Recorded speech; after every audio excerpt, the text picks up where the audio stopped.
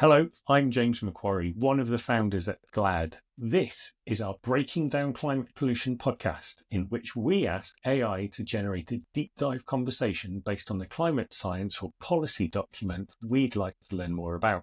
In this episode, we asked the AI to take a deep dive into the findings from an Environmental Protection Agency report, revealing the domino effect increasing ocean acidity has on biodiversity in the marine food web, particularly near coastlines where additional local factors compound the issue.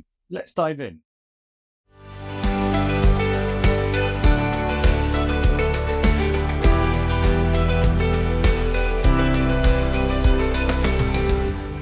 Hey everyone, welcome back. Ready to dive in? Absolutely, let's do this. All right, so today we're tackling ocean acidification, and wow, did you send over some intense EPA research?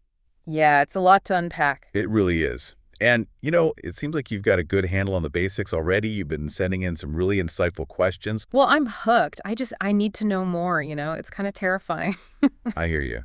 And trust me, some of these findings are, well, they're eye-opening, to say the least. Okay, so hit me with it. What really stood out to you? So, right off the bat, this statistic. Atmospheric CO2, up 40% since the pre-industrial era. I mean, that's huge EE. 40%, wow. And we're seeing the impact of that already, right? Like with coral bleaching and all that? Exactly. The EPA report actually had some pretty jarring images of coral bleaching. It's like, those vibrant coral reefs you see in documentaries? Yeah, like those incredible underwater cities. Yeah, exactly. Well, imagine them just bleached white, lifeless. It's a pretty stark visual of what happens when the ocean's chemistry gets thrown out of whack. It's like a whole ecosystem collapsing. And this isn't just about what we're doing to the air, right?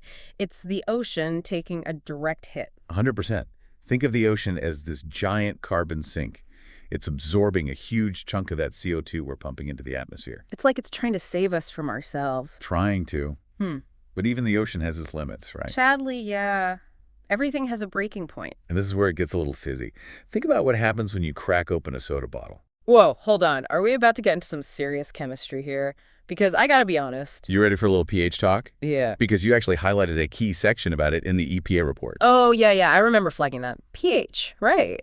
Like how acidic something is. It's been a while since high school chemistry, but I'm game if you are. You got it. So lower pH equals higher acidity. And even small changes can have huge EE consequences. And the EPA report gets into that. And this EPA report, let me tell you, it does not shy away from explaining pH. Basically, it's how we measure how acidic or basic something is. Right. Like battery acid versus baking soda. Exactly. Though the ocean is thankfully not swinging to those extremes, but we are seeing a shift towards the acidic side. And that's where the pH scale comes in, yeah. Yeah. I remember that from the report. You got it. And you highlighted a crucial point because it can be a bit of a head scratcher. See, the pH scale, it's not linear, it's logarithmic. Okay, see, now you're using big words. Logarithmic, meaning? Meaning, even what seems like a teeny tiny change on that scale, it's actually a much bigger deal in terms of acidity. Wait, really? Oh, yeah. The report gave this example and it really stuck with me. The ocean's pH, on average, has dropped about 0.1 since we kicked off the whole Industrial Revolution thing. Okay, so from like 8.2 to 8.1, right? That's what it said. Exactly. Now, you might think 0.1, that's nothing. Honestly, yeah, that was my first thought. But hold on, because here's the kicker. Yeah. That tiny drop, it translates to a 25% increase in acidity. Wait, what? Seriously? It's wild, right? Logarithmic scales, man, they mess with your intuition. But that 25%, that's where the real trouble starts. Because suddenly it's not so tiny anymore. Not even close. And, you actually highlighted one of the scariest consequences. Calcification. Remember that? Vaguely. Refresh my memory. So calcification, it's how a lot of sea creatures like oysters build their shells. They use carbonate ions. It's like their construction material. Right. Like those calcium supplements, but for shellfish. Exactly. But here's the thing, ocean acidification, it messes with the whole carbonate supply chain. Oh, no. So it's like trying to build a house, but all the lumber yards are closed? Worse. It's like lumber's dissolving before their eyes. The EPA report had this picture. I swear it was haunting. It was a pteropod. Pteropod. Pteropod, they're these tiny little sea snails, but super important for the whole ocean food web, right? Right. And their shells, they were basically dissolving in water with acidity levels that were projected to hit in the not-so-distant future. Whoa. Okay, that's intense. Right. It really drives home the point that this isn't just some abstract science problem. This is impacting real living things. And not just in the middle of the ocean, but right here, close to home. In fact, you specifically asked about our coastlines, didn't you? And this is where it hits home for a lot of us, right? Because the open ocean, vast as it is, it can kind of roll with the punches a bit. It's got that whole vastness thing going for it, but our coastlines, they're directly in the line of fire when it comes to acidification. Front row seats to the acid trip, and not the fun kind. And here's the thing, it's not just about all that CO2 we're pumping into the atmosphere anymore.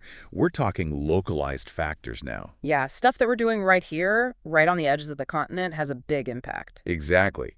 You know, you sent over that EPA report, and they had this whole section on the Chesapeake Bay. It's like a poster child for how our actions on land directly affect those delicate coastal zones. A Chesapeake is hurting, that's for sure. Big time. And it all comes down to this runoff. Stuff we're dumping into rivers and streams, it all ends up in these coastal waters. And it's not just like plastic bottles and six-pack rings, right? We're talking about invisible stuff, too. Oh, yeah, the sneaky stuff. You flagged that part about excess nutrients, right? Nitrogen, phosphorus. Stuff they put in fertilizer. Bingo! Great for crops, not so great for a balanced ecosystem, it turns out. Yeah, it's like giving the ocean a sugar rush, and we all know how that ends. Crashes and burns. Pretty much. You get these massive algal blooms. Remember those news stories? Beaches covered in that thick green gunk? Oh, yeah, like that scene from Ghostbusters. Right. Except it's not ghosts, it's algae. And here's the thing. When those blooms die, they decompose, which releases, you guessed it, more CO2 right there into the water. So it's like a double whammy. We're dumping CO2 into the atmosphere, which gets absorbed by the ocean, and then we're dumping even more CO2 directly into the water through runoff. It's a vicious cycle. It's like we're trying to lose weight by eating a whole cheesecake, Andy, chasing it with a gallon of soda. It's not a recipe for success. Definitely not. And you know, you flagged another thing in the report that I thought was interesting about acid rain. Oh, yeah, that's the other thing. I'll be honest. When I think acid rain, I think, like, trees in the Pacific Northwest. Right, right. But it turns out what goes up must come down, and it often ends up in our oceans. And it's not just a little sprinkle, right? Right. The EPA report said acid rain can actually be even more acidic than the changes we're seeing from just ocean acidification alone. It's wild, right? We're dealing with acidic air, acidic rain, acidic oceans. It's like an acid party, and no one's having fun. No one and nothing. Except maybe those jellyfish, they seem to be thriving in these conditions, but that's a whole other deep dive. Right, talk about a buzzkill. But hey, knowledge is power. The more we know about this stuff, the better equipped we are to actually do something about it. 100%. And that's why I'm so glad you dove into that EPA report and sent in those questions. It's not just about saving some far-off coral reef or, those cute little pteropods with their dissolving shells. Although we should probably save them too. They're important. Absolutely. But this is about us, right? The seafood we depend on, the health of our beaches, the entire intricate web of life that relies on a balanced ocean pH. It's all connected. It really is. And those pteropods, they're like the canary in the coal mine. If they're hurting, it's a sign that something is seriously out of whack. A big fat flashing warning sign. And hopefully we're paying attention. So, to everyone listening, thank you for joining us on this deep dive. It's a complex issue, but by understanding the science, by asking questions, and by staying engaged, we can start to turn the tide. And on that note, until next time, keep exploring, keep asking questions, and most importantly, keep the conversation going.